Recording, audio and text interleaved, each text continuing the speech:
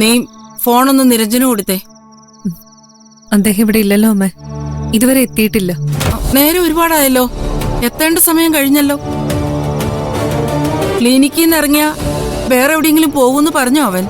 എനിക്കറിയില്ല അമ്മേ, ഈയിടെയായിട്ട് എന്നോട് കൂടുതലൊന്നും സംസാരിക്കാറില്ല. അതെന്താ? കാരണം എന്താണെന്ന് എനിക്കെങ്ങനെ അറിയാം? അറിഞ്ഞുകൊണ്ട് ഞാൻ ഇതുവരെ ഒരു തെറ്റും അദ്ദേഹത്തോട് ചെയ്തിട്ടില്ല. എന്നിട്ടും ഒരു അന്യയോട് പെരുമാറുന്ന പോലെയാ അദ്ദേഹം എന്നോട് പെരുമാറുന്നത്. അതിന്റെ കാരണം അതെന്താണെന്ന് എനിക്കറിയില്ലമ്മേ. നീ ചോദിച്ചില്ലേ മോളെ? ചോദിച്ച പറയൂ. പറയണ്ടേ? ഭാര്യയല്ലേ ചോദിക്കുന്നത്, അതിനുള്ള അവകാശം നിനക്കുണ്ടല്ലോ. പറയാൻ തയ്യാറായില്ലെങ്കിൽ പറയിപ്പിക്കണം. അവനെ അങ്ങനെ വിട്ടാലേ അത് ശരിയാവൂന്ന് എനിക്ക് തോന്നുന്നില്ല. ജീവിതത്തിന്റെ കടിഞ്ഞാൺ എപ്പോഴും നിന്റെ കൈ തന്നെ ആയിരിക്കണം. അമ്മ, ഞാൻ ശ്രദ്ധിക്കാഞ്ഞിട്ടല്ല അമ്മേ, അപ്പോഴൊക്കെ വഴക്കുകളാ ഉണ്ടാവാറ്. ഞങ്ങൾക്കിടയിൽ വഴക്കുണ്ടായ അത് ഡാഡിക്ക് സഹിക്കാൻ പറ്റില്ലമ്മേ. അതുകൊണ്ടാ ഡാഡിയെ ഓർത്താ ഞാൻ എല്ലാം സഹിക്കുന്നേ. അതവന് വളവാകും മോളെ. അവൻ കൂടുതൽ വഷളാവും. അറിയേണ്ടത് അറിയണം മോളെ. നീ ശക്തമായിട്ട് ഇടപെടണം. നീ അവനെ നിയന്ത്രിക്കണം. ഇല്ലമ്മേ, ഞാനതിന് തയ്യാറല്ല. എന്നെ ഇഷ്ടമില്ലാത്തോണ്ടായിരിക്കുമല്ലോ അദ്ദേഹം ഇങ്ങനെയൊക്കെ ചെയ്യുന്നേ. ഇഷ്ടം ബലമായിട്ട് പിടിച്ചു വാങ്ങേണ്ട ഒന്നല്ലല്ലോ അമ്മേ. ഞാനങ്ങനെ വിശ്വസിക്കുന്നില്ല. പരസ്പരമുള്ള വിശ്വാസം തകരുമ്പോഴാണല്ലോ കുടുംബത്തിൽ വഴക്കുണ്ടാവാറ്. വിശ്വാസം പോകുന്നത് സ്നേഹം ഇല്ലാതാവുമ്പോഴല്ലേ അമ്മേ. അദ്ദേഹത്തിന് എന്നോടുള്ള സ്നേഹം ഇല്ലാതായി എന്ന് ഞാൻ വിശ്വസിക്കുന്നില്ല മോളെ. നിന്നോളം നല്ലൊരു കുട്ടിയെ അവന് വേറെ എവിടുന്ന് കിട്ടാനാ? അതൊന്നും അല്ല കാരണം. മനുഷ്യനല്ലേ അമ്മേ, മനസ്സല്ലേ പ്രധാനം. കൂടുതലൊന്നും പറയാൻ ഞാൻ തയ്യാറല്ല. വരുന്നിടത്ത് വെച്ച് കാണാന്നൊരു തീരുമാനത്തിലാ അമ്മേ ഞാനിപ്പോ. ഇതിന്റെ അവസാനം അതെന്തായിരിക്കുമെന്ന് ഊഹിക്കാൻ എനിക്ക് പറ്റുന്നുണ്ട്. എന്തും നേരിടാൻ ഞാൻ എന്റെ മനസ്സിനെ പാകപ്പെടുത്തിക്കൊണ്ടിരിക്കുക.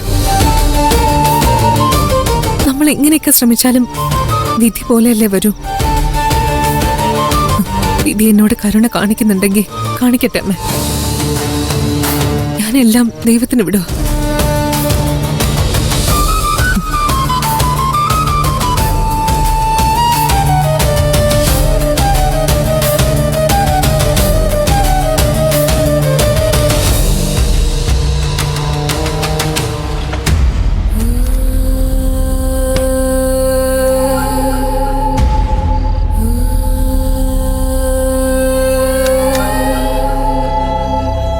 മരുന്ന് ഇവിടുന്ന് മാറ്റണം. അതുകൊണ്ടാണല്ലോ എല്ലാ ദിവസവും എനിക്കിവിടെ വരേണ്ടി വരുന്നത്. മെഡിസിൻ ക്ലിനിക്കിലെ ഫ്രിഡ്ജിൽ കൊണ്ട് വെച്ചാലോന്നാ ഞാൻ ആലോചിക്കുന്നത്. അതെന്താ നിരഞ്ജൻ അങ്ങനെ പറയുന്നേ? ഇവിടെ വരുന്നത് നിരഞ്ജൻ ഇഷ്ടല്ലേ? അതുകൊണ്ടല്ല, മാലുവിന് അതൊരു ബുദ്ധിമുട്ടല്ലേ? എനിക്ക് ഒരു ബുദ്ധിമുട്ടുമില്ല. ഇല്ലെന്ന് മാത്രമല്ല, അതിലെനിക്ക് സന്തോഷമേ ഉള്ളൂ. മറ്റാരെയും പോലെ അല്ലല്ലോ എനിക്ക് നിരഞ്ജൻ. ആണോ? അല്ല, എന്നാലും എല്ലാ ദിവസവും ഞാനിവിടെ വന്നു പോയാ നാട്ടുകാരെന്ത് പറയും? നാട്ടുകാരെന്ത് വേണമെങ്കിലും പറഞ്ഞോട്ടെ. എന്റെ വീട്ടിൽ ആരൊക്കെ വരണം വരണ്ടെന്ന് തീരുമാനിക്കുന്നത് നാട്ടുകാരല്ല, ഞാനാ. വേറെ ആരും അല്ലല്ലോ വരുന്നേ. ഒരു കാലത്ത് എന്റെ എല്ലാമായിരുന്ന ഒരാളല്ലേ. ജയശങ്കർ ഡോക്ടർ ചതിച്ചില്ലായിരുന്നെങ്കിൽ എന്റെ ഭർത്താവേണ്ട ആളായിരുന്നു നിരഞ്ജൻ. അങ്ങനെ ഒരാളെക്കുറിച്ച് എന്ത് ആരോപണം വന്നാലും ഞാൻ മറുപടി പറഞ്ഞോളാം. അതിലേക്കൊക്കെ പോണോ? നിരഞ്ജൻ ഇപ്പോഴും പേടിയാണോ? ഈ പേടിയും കടപ്പാടുവാ അന്ന് ജയശങ്കർ ഡോക്ടർ ചൂഷണം ചെയ്തത്. ഇനി അതുണ്ടാവാൻ പാടില്ല. നിരഞ്ജന ഇരിക്കെ, ഞാനിപ്പോ വരാം.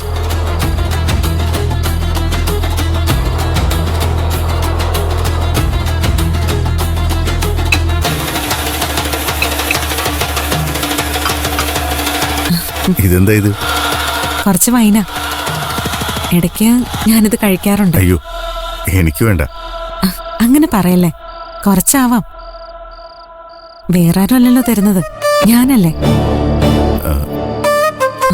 എനിക്ക് വേണ്ടി നിരഞ്ജനത് കുടിക്കണം.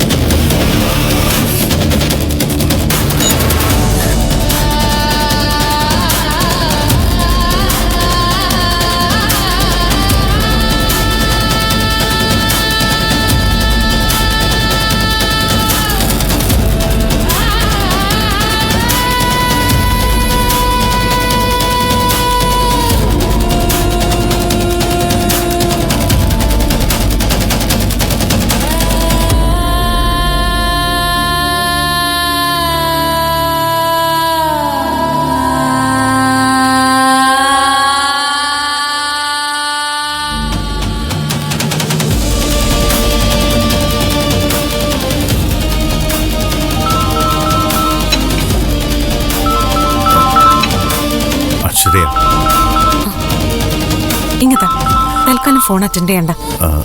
എന്തെങ്കിലും അത്യാവശ്യത്തിന് വിളിക്കുന്നതാണെങ്കിലോ? എന്തത്യാവശ്യം? നിരഞ്ജൻ കൊച്ചുകുട്ടിയൊന്നും അല്ലല്ലോ ഇങ്ങനെ പുറകെ നടന്ന് വിളിച്ചോണ്ടിരിക്കാൻ. ഇങ്ങതാ, കോള് ഞാൻ കട്ട് ചെയ്തോളാം. അത് വേണോ? നോക്ക്, ഇവിടെ വരുമ്പോ എന്റേത് മാത്രമായിരിക്കണം നിരഞ്ജൻ.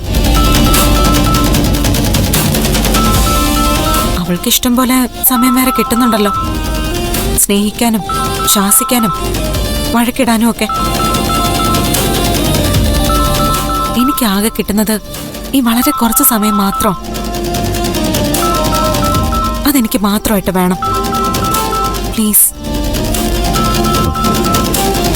ശരി, എന്നാ ഫോൺ കട്ട് ചെയ്തേക്ക്.